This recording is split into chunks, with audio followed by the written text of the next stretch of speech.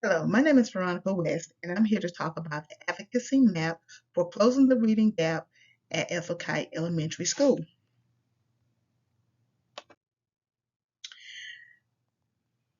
For my introductory, my original project basically looked at closing the gaps on the elementary level um, at Ethelkite Elementary School, and also how parental involvement can help with closing this gap. Within the advocacy plan, I would like to implement new strategies that will help improve the reading skills of the students of Alpha Type. The way that we plan on doing this is through having family um, family literacy nights with the parents and the students, um, implementing like um, one-on-one days with the teacher and the student. Also with implementing enrichment activities and programs that the students can also take home with them to work at home with their parents, to get their parents involved. Um, Pretty much, we are looking to push those different strategies into Kite in order to get more parental involvement and to get more students to become more engaged in reading and being more active with reading. Um, with the student achievement, for some time there has been like a gap here at Ethelkite Elementary School, um, a gap within the reading of our students. Our students have shown that there's a major gap. And the way that we have basically went about looking at it, we had to go back and find out what's causing these gaps. Why are these kids not learning to read on the level that they should learn? And one of the things that we found this out during class in during our classroom setting, is that the kids are not reading fluently. Most of our kids are reading below grade level. Um, Most of our kids cannot recognize key letter sounds. They can't recognize uh, key letters. They can't recognize vocabulary words that they should know at this point. They couldn't even recognize like different sight words.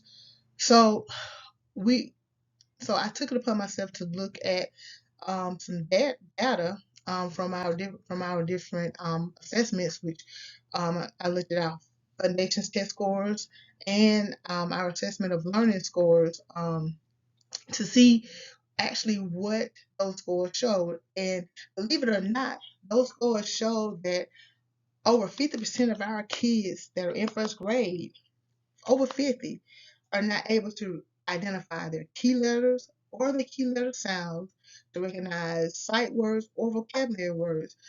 They can't even read a basic sentence such as the cat ran across the road. So our goal is to close this gap.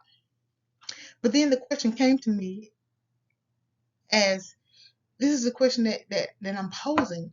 If we don't fix this gap, what will happen to our students? If we don't fix this gap, what will happen to our students? And the bottom line is that our students will not be successful. They will not be the successful students that they need to be going forward. So at the first grade level, we cannot fail them.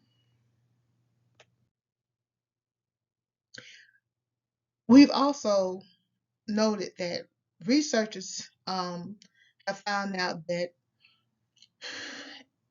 as education has evolved, they begin to see the link, or better yet, the connection between um, parental involvement and the students, um, the quality of the students' education. Um, Pretty much, they saw how parental involvement can actually now parental involvement It showed how parental involvement can actually um, increase the student's performance within a classroom, or better yet, it by having that parent support, it pushes that child to do better in the classroom setting. It pushes that child to want to learn. It pushes that child to want to read because now they have the support that they need coming from their parents as well as their teachers. So the research has shown that the parental support has a direct effect on the student's quality of education. So my question was, okay, so how do we get our parents here at Ethel Kite to be the those parents that are involved with their students' academics? Well, there are three connections that came up. Number one is a parent-school connection. That parent has to be involved with whatever is going on with that school. There has to be a connection with that parent and that school. I mean, a direct connection to the point where that parent is functioning in the PTO, that parent is helping in the classroom, that parent is actually helping, you know, with the book fairs, whatever's going on in that school, that parent is involved with that school. The second one is parent teacher relationship. I've come to find out that when you have teacher parent relationship, it makes learning for that student a little bit easier because now, as a teacher, you and that parent have a direct connection to say, okay, now here's what's going on with little Johnny. Little Johnny needs help with this area, this area, this area. Here's how I can help you. Okay.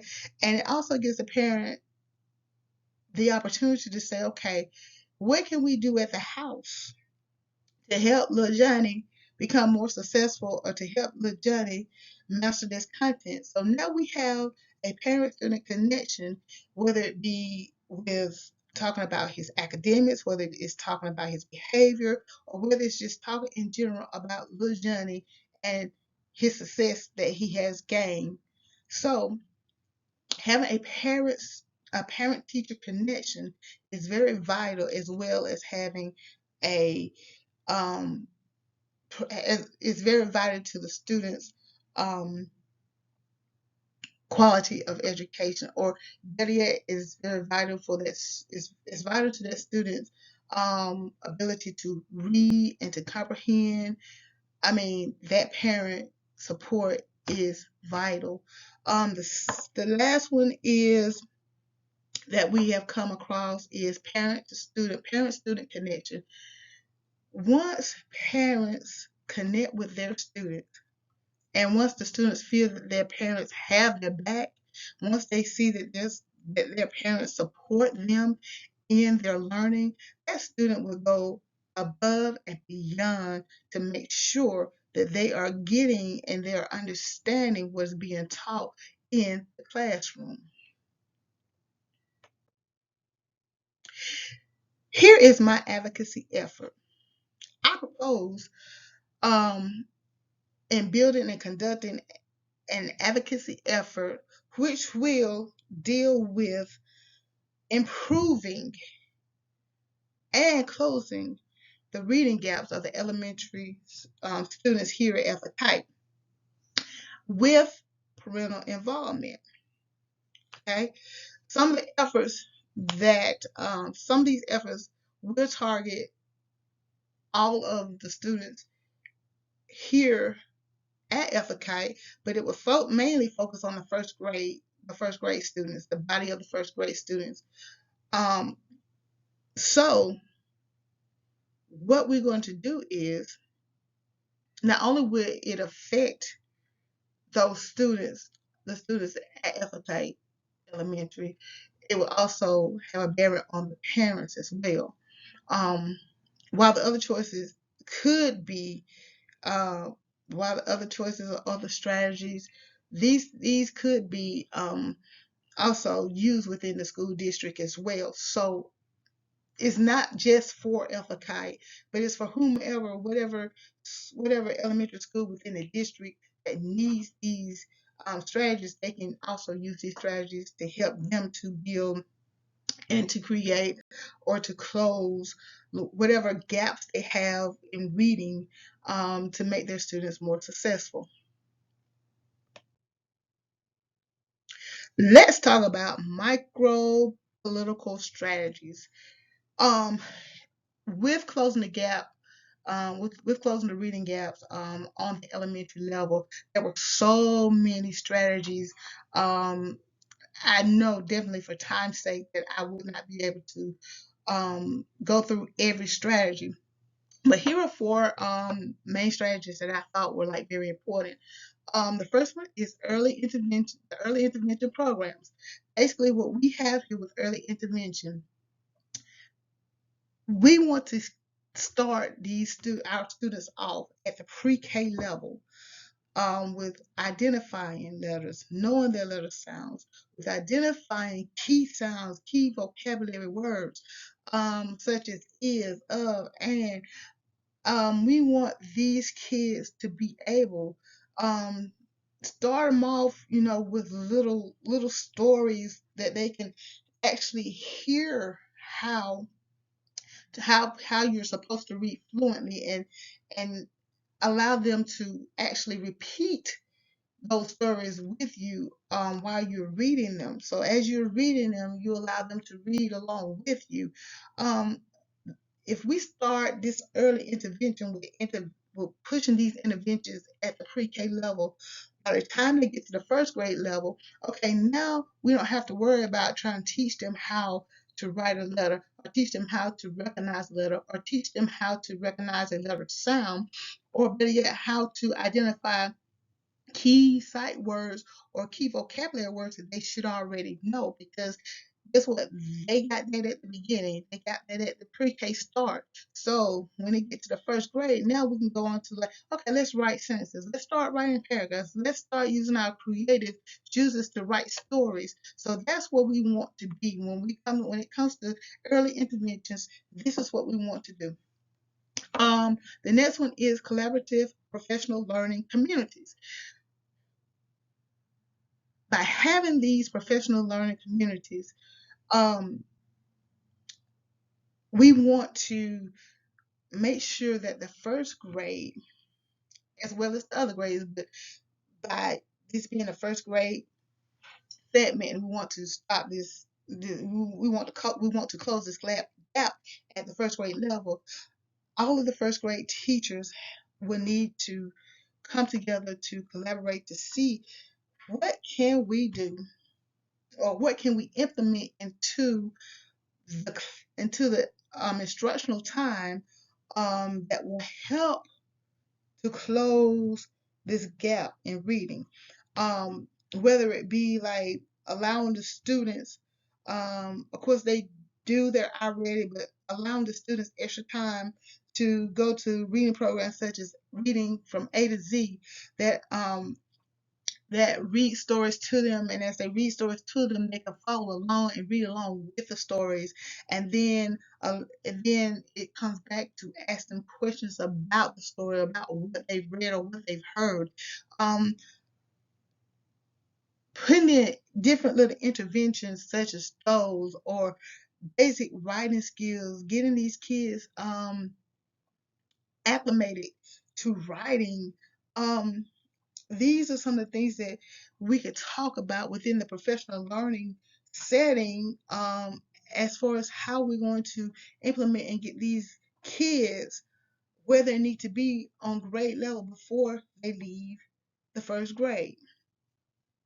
The third one is family engagement.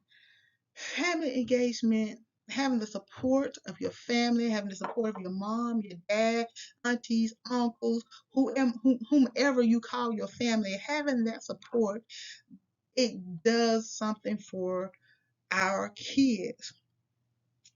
In the classroom setting, I've had the opportunity to see kids that have parents that support them, and kids that have parents that don't support them. Those kids that have parents that support them, they strive to do to go above and beyond. They're going to make sure that they are making the grade, that they're doing the activities right. They're gonna make sure that they're reading the right words, or they're saying the words correctly, that they're spelling the words correctly, versus those that don't have that support. It's almost like you have to push them, or you have to motivate them, because they're not self-motivated. Those that have family, involvement, they are motivated. You don't have to push them, you don't have to prompt. They automatically know what they need to do, versus those that don't have that family engagement. So when the researchers stated, going back, when the researchers stated that parental involvement has a direct connection to the quality of a student's education, they were right. They were right, because I see it in the classroom. Those students that have parental involvement, they do great. They may get off track every now and again, but they do great. But those that don't have that kind of involvement, it's a struggle for them. It's a struggle. The last one is technology integration. Basically, we're using technology to push the content subject of reading and writing. Okay, so basically we use the platforms of iReady. We use the platforms of Pebble Go, which is another reading program that reads aloud to them. They can read along with them. We use, again, reading from A to Z, and then we also use Epic. Oh my God, the kids love Epic, because Epic, it gives them different books that they're interested in. When you find something that student is interested in reading, that and something that grabs their attention, you utilize it. So therefore, Epic is one of those platforms that I definitely make time for my students to utilize, so that they can actually get their reading and they can stay engaged in reading. Let's go to this matrix support. The support matrix. Support matrix is um support matrix has 4 boxes that we're going to tackle. Okay, so in box A shows stakeholders of high influence who oppose the plan that we're trying to implement. Okay, so these people have high influences, but they do not support, they do not buy into the program. Okay, or buy into the plan. So these people are considered to be your educators slash teachers. Those are ones. Those are the teachers uh, that are just there for a check. They don't really care about the success of the student. They don't want to make sure the student can read. And pretty much those teachers bring down the morale, um, bring down the morale and the autonomy of the teachers that are really, really willing to work and to make sure the students are getting what they need. So those teachers are not those teachers are opposed to what our plan is trying to do. Also, you have those parents that may be opposed to it, that says, hey, I see it all the time. You do whatever, as long as they're doing good in class, I ain't worried about it. But at the end of the day, if your child is below grade level, what can you do at home to help them become the fluent readers that they need to be? And again, you have those students that just that just don't care. And we do have some of those. And it is kind of hard to get them back on track. We have box B. These are the high influence stakeholders that support the idea, which are your school administrators, school board, your teachers, um, your instructional coaches, and your community leaders. C, you have the low influence people that have the least amount of influence and they are opposed to it. Again, you have your students, you have some of your teachers, and you have some of your parents, and maybe some people within the community. And box D, you have your low influence people, those people that don't really have that much influence, but that they support. Again, you may have those parents that buy into it, but don't have very much influence because they're working all the time. Their jobs won't allow them to be there, but yet they want to support. Okay. Next, we're going to talk about the influence matrix. Okay, so the influence matrix, box A, is the stakeholders of high importance, those people who are important to the plan, but they have very low impact or very low influence on the plan. And that would be your parents, community organizations, and your students. Okay, so um, moving to box B, which is your high importance and the high level influence. These people are important and they have a great influence on the plan. Which these people will be your teachers, your parents, your researchers, which people like within the building, like your TOSA people, those people that go to different collaborations inside the inside the school system as well as outside the school system, just to find different research methods and strategies. Then you have your policymakers, which comes down from your government agencies, from the school board district and from the board of education. Those people that actually implement those rules and guidelines to making sure that everything runs smoothly when it comes to providing the education for your kids, and also community organizations. In box C, we have the low importance and your low influence. They are very not really have any significance, and pretty much they don't have that much impact on the plan. So I would say some of the educators and definitely your parents, some of your parents, box D are the low importance, but they're really not that important, but they do have um, some type of influence. They have some type of impact on the plan, which would be like your technology innovators, your education supporters, your school administrator, your parents, and your teachers.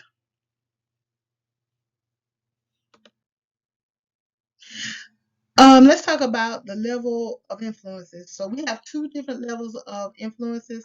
The first one is the micro influencers, which are your teachers, your parents, your librarians, the members of the community, and your support staff within the school. All these people are part of your micro influencers that will help close this reading gap.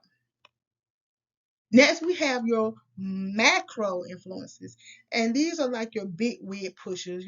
These are like the top dogs, which would be your Department of Education, your local school board, your superintendent, and your local government office officials. Now, for our resources, we have three different resources um, that will help to close this gap on the on the school side as well as on the home side as well, with the parents working or with the parents being involved with the kids. So the first one is evidence-based reading instructional programs. Pretty much when we think about those, these are the tools that we would use like within the school, and sometimes they can be programs that can be used outside of school within the home, with the parents and the students. So the ones that we have that I came across was um, Let's Learning Core, which is a literacy acceleration program for pre-K through fifth grade. And we also have the Magnetic Reading Foundations. This provides foundational reading skills for kids K through 5 again. And we also have those that most of our kids are familiar with, which are iReady, with some language, and also we have Read 180. Okay. For our intervention programs, we have different programs such as Success Makers, which is a personal K through 8 reading instructional that you can pretty much use at home. So the parents can actually pull this up and they can utilize this at home with their kids, and they can actually personalize it to whatever the parent, whatever that teacher has discussed with that parent that student is struggling with, they can actually use this to actually personalize the teaching strategy for home base, so that they can actually continue to push that they can continue to push that content, areas such as like reading or vocabulary. So this allows the parent to personalize that instructional time. You have another program called Spire, which is another reading program that the kids can use at home. Again, the kids can also um, utilize Epic as well, because Epic is geared towards you can utilize it at home as well. Um, we also have what we call Dream Box reading.